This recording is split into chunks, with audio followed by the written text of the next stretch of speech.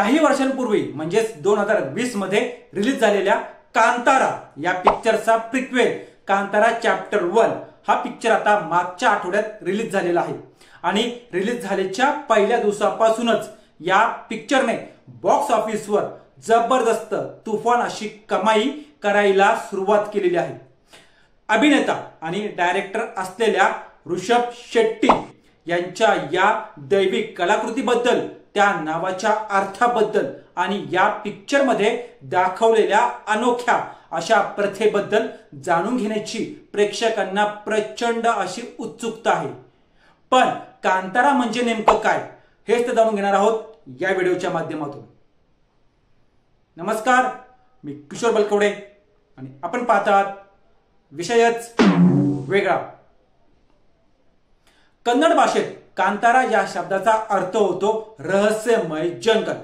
कर्नाटकात एक भाग आहे आणि त्या भागात जिथं ही कथा घडते तिथं प्रचंड जंगलाच्या देवतेला कांतारे असं म्हणण्याची एक प्रथा आहे। बरं, ही केवळ एक कथा नाही तर ती तिथल्या भागातील लोकांच्या श्रद्धेची आणि देवतांच्या अस्तित्वाची एक कथा आहे। कर्नाटकच्या एका भागातील, विशेषतः तुळुनाडू प्रदेशातील आदिवासी आणि स्थानिक लोकांकडून साजरा केला जाणारा एक पारंपरिक प्रकार लोककला उत्सव आणि धार्मिक विधी आहे। या उत्सवात कोला नावाचा सेवक एक विशिष्ट अशी वेशभूषा आणि मुखवटा धारण करून नृत्य सादर करतो। लोकांची अशी श्रद्धा असते की या नृत्या दरम्यान त्या नर्तकाच्या शरीरात ग्रामदैवत किंवा वनदेवता संचार करते। त्यानंतर नर्तक स्वतः देवाच्या रूपात गावकऱ्यांचे प्रश्न सोडवतो आणि त्यांना आशीर्वाद सुद्धा देतो।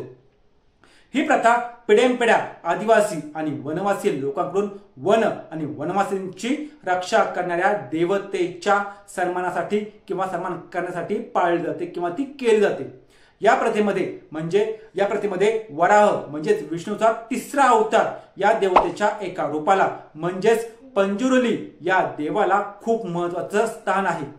पिक्चर मध्ये राजा आणि आदिवासींमध्ये झालेल्या करारात याच देवतेच्या मदतीने राजाने जमिनीचा अधिकार हा वनवासींना दिल्याचं दाखवलेलं आहे।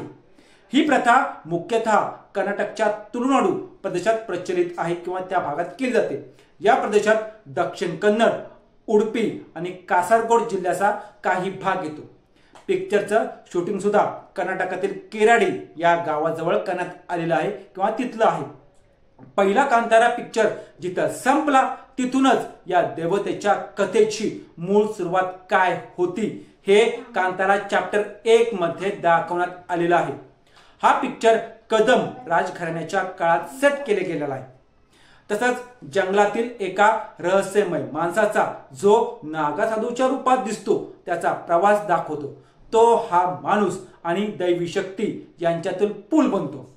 पहिल्या पिक्चर मध्ये दिसलेल्या भूतकोला प्रथेची आणि दैवाच्या उत्पत्तीची मुळं या भागात अगदी सखोलपणे दाखवण्यात आलेली आहेत। पहिल्या पिक्चरच्या अभूतपूर्व यशानंतर कांतारा चॅप्टर 1 हा पिक्चर अधिक मोठ्या स्केलवर आणि भव्यतेवर बनवण्यात आलेला आहे। त्यामुळं आता या पिक्चरची चर्चा देशभर होत आहे, ज्यामुळं ऋषभ शेट्टीचं लेखक आणि दिग्दर्शक म्हणून असलेलं अफाट असं कौशल्य पुन्हा एकदा सिद्ध झालेलं आहे।